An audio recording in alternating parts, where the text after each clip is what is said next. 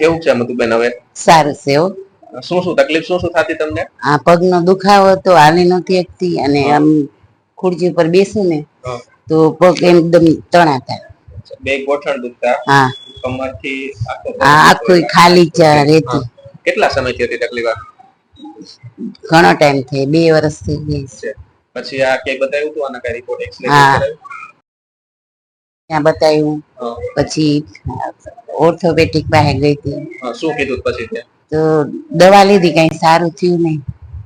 અચ્છા, મેઇન તકલીફ શું હતી? એક તો ગોઠણમાં વધારે તકલીફ થતી, બે ગોઠણ દુખતા, અને બીજી કમરમાંથી ગાદીનો નસ દબાતી હતી. ગાદી ખસી ગઈ હતી, એના નસ દબાતી હતી ને હિસાબે આખો પગ દુખતો એક સાઈડ. સાઈટિકા કઈ જે તકલીફ છે.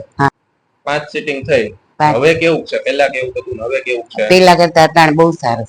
અત્યારે ચલાય છે, ઉભું રહે? હા, ચલાય છે, બધું કામ કરું છું. અત્યારે બધું થાય છે. પહેલા ચાલવામાં તકલીફ પડતી? હા, પહેલા ચાલવામાં, ઊભું રહેવામાં, બેસવામાં બધી તકલીફ પડતી. શું લાગે કોઈ બીજા દર્દી ના રીતે આ તકલીફ હોય તો સારવાર કર્યા નથી? હા, કર્યા છે. બે ને મોકલ્યા ને, અમારા દેર ને મારા બેન ને.